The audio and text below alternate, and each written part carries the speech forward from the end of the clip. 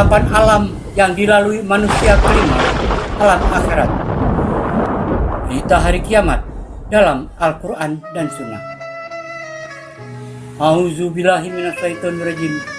Bismillahirrahmanirrahim. Assalamualaikum warahmatullahi wabarakatuh. Termasuk keimanan terhadap hari akhir adalah beriman dengan ditiupnya sangkakala pada hari kiamat. Ini adalah peristiwa yang sangat mengerikan, yaitu peristiwa pertama kali yang terjadi pada hari kiamat. Malaikat Israfil meniup sangkakala pada hari kiamat sesuai perintah Allah Ta'ala. Surat 56 Al-Waqi'ah, hari kiamat, ayat 1-6. Bismillahirrahmanirrahim. Idza waqa'atil waqi'ah laysa liwaqa'atiha kadhibah khafidatur rafi'ah idza rujjatil ardu rajja wa bussatil jibalu bassa fakanat haba'an munbatha. Apabila terjadi hari kiamat, terjadinya kiamat itu tidak dapat didustakan, disangkal. Kejadian itu merendahkan satu golongan dan meninggikan golongan yang lain. Apabila bumi digoncangkan sedahsyat-dahsyatnya dan gunung-gunung dihancur-luluhkan sehancur-hancurnya, maka jadilah ia debu yang berterbangan. Surat 101 Al-Qari'ah, hari kiamat, ayat 1-5. Bismillahirrahmanirrahim. Al-Qari'atu mal-Qari'ah wa ma adraka mal-Qari'ah yawma yakunun nasu kalfarashil mabthuth wa takunul jibalu kal'ihnil manfush. Hari kiamat. Apakah hari kiamat itu? Tahukah kamu apakah hari kiamat itu? Pada hari itu, manusia adalah seperti anai-anai yang bertebaran, dan gunung-gunung adalah seperti bulu yang dihambur-hamburkan. Hari kiamat ditandai dengan tiupan sangkakala oleh malaikat Israfil. Tiupan sangkakala pertama, semua manusia mati, gunung-gunung, bumi, alam semesta hancur dan diganti dengan bumi yang lain. Tiupan pertama diiringi dengan tiupan kedua. Semua manusia dibangkitkan dan dikumpulkan di padang mahsyar. Surat 79 An-Nazi'at, malaikat-malaikat yang mencabut, ayat 6-7. Yawma tarjufur rajifah tatba'uha radifah. Sesungguhnya kamu akan dibangkitkan pada hari ketika tiupan pertama menggoncangkan alam. Tiupan pertama itu diiringi oleh tiupan kedua.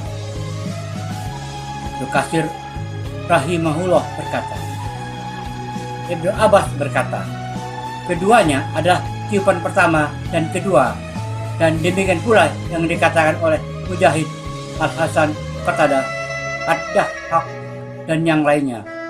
Tafsir Ibnu Katsir 8/315. Surat 39 Az-Zumar, rombongan-rombongan, ayat 68. ونفخ في الصور فصعق من في السماوات ومن في الأرض إلا من شاء الله ثم نفخ فيه أخرى فإذا هم قيام ينظرون. Dan ditiuplah sangkakala pertama, maka matilah siapa yang di langit dan di bumi, kecuali siapa yang dikehendaki Allah. Kemudian ditiup sangkakala itu sekali lagi, sangkakala kedua, maka tiba-tiba mereka berdiri menunggu putusannya masing-masing. Surat 36 Yasin ayat 51 sampai 53. ونفخ في الصور فإذا هم من الأجداث إلى ربهم ينسلون. قالوا يا ويلنا من بعثنا من مرقدنا هذا ما وعد الرحمن وصدق المرسلون.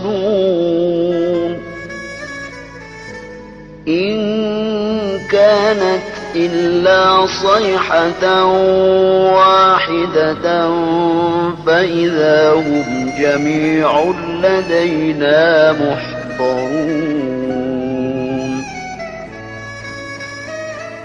Dan ditiuplah sangkakala kedua, maka tiba-tiba mereka keluar dengan segera dari kuburnya, menuju kembali kepada Rabb mereka. Mereka berkata, aduh celaka kami, siapakah yang membangkitkan kami dari tempat tidur kami kubur? Inilah yang dijanjikan Rabb, yang Maha Pemurah, dan benarlah Rasul-Rasulnya. Tidak ada teriakan itu tiupan sangkakala kedua, selain sekali teriakan saja, maka tiba-tiba mereka semua dikumpulkan kepada kami.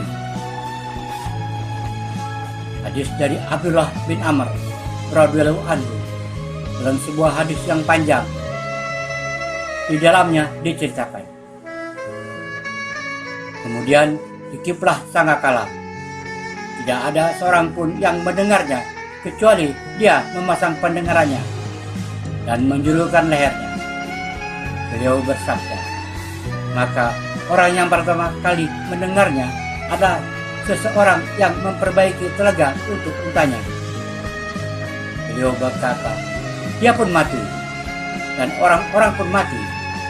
Kemudian Allah mengirim, atau beliau berkata, menurunkan hujan gerimis atau naungan Nu'man, salah seorang perawi ragu-ragu, yang darinya Allah menumbuhkan, membangkitkan jasad-jasad manusia. Kemudian ditiuplah sangkakala yang kedua, maka tiba-tiba mereka berdiri menunggu putusannya masing-masing. Di riwayat Muslim nomor 2904. Abu Hurairah radhiyallahu anhu berkata, Rasulullah Shallallahu Alaihi Wasallam bersabda, jarak antara dua tiupan adalah 40. Para sahabat bertanya, wahai Abu Hurairah, apakah 40 hari? Abu Hurairah menjawab, aku enggan. Mereka bertanya lagi, 40 bulan? Abu Hurairah menjawab, aku enggan. Mereka bertanya lagi, 40 tahun? Abu Hurairah menjawab, aku enggan. Hadis riwayat Bukhari nomor 4935. Maksudnya, Abu Hurairah radhiyallahu anhu enggan untuk menegaskan atau memastikan apakah 40 hari, 40 bulan, atau 40 tahun. Akan tetapi yang pasti adalah bahwa jaraknya 40. Dikatakan juga bahwa jarak dua tiupan ini adalah di antara perkara yang tidak diketahui kecuali Allah Ta'ala. Ibnu Hajar rahimahullah mengatakan, Maksudnya, aku tidak bisa menjelaskan karena aku tidak mengetahuinya. Maka aku tidak berbicara tentang hal itu, hanya berdasarkan pendapat logika. Fathul Bari 11/370. Surat 75 Al-Qiyamah, hari kiamat, ayat 3-4. أيحسب الإنسان أن لن نجمع عظامه بلى قادرين على أن نسوي بنانه. Apakah manusia mengira bahwa kami tidak akan mengumpulkan kembali tulang belulangnya? Bukan demikian. Sebenarnya kami kuasa menyusun kembali jari jemarinya dengan sempurna. Surat 81 At-Takwir menggulung ayat 1-2. Bismillahirrahmanirrahim. إذا الشمس كورت وإذا النجوم انكدرت وإذا الجبال سيرت وإذا العشار عطلت وإذا الوحوش حشرت وإذا البحار سجرت وإذا النفوس زوجت.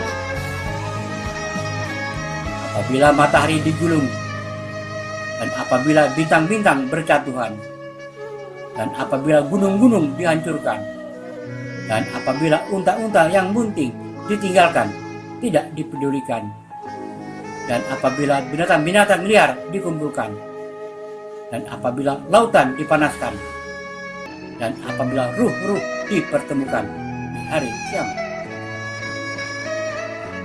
Surat 82 Al-Infitar terbelah ayat 1-4.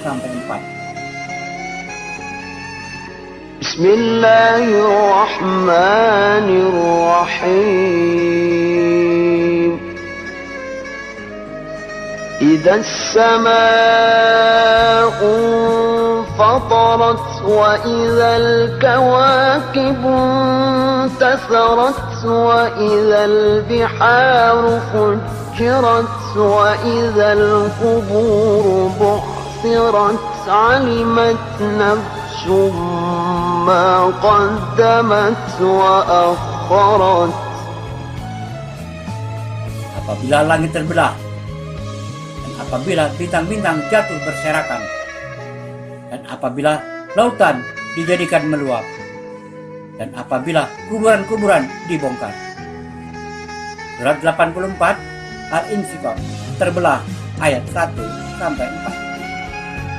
Bismillahirrahmanirrahim.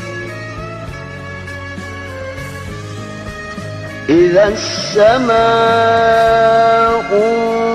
shaqqat wa adhinat li rabbiha wa huqqat wa idzal ardu muddat wa alqat ma fiha wa takhallat wa adhinat li rabbiha wa huqqat. Apabila langit terbelah dan patuh kepada Rabb-Nya, dan sudah semestinya langit itu patuh. Apabila bumi diratakan dan memuntahkan apa yang ada di dalamnya dan menjadi kosong. Demikian uraian singkat tentang hari kiamat yang terdapat dalam Al-Quran dan Sunnah Rasulullah Sallallahu Alaihi Wasallam. Wallahu alam bisawab. Semoga bermanfaat. Assalamualaikum warahmatullahi wabarakatuh.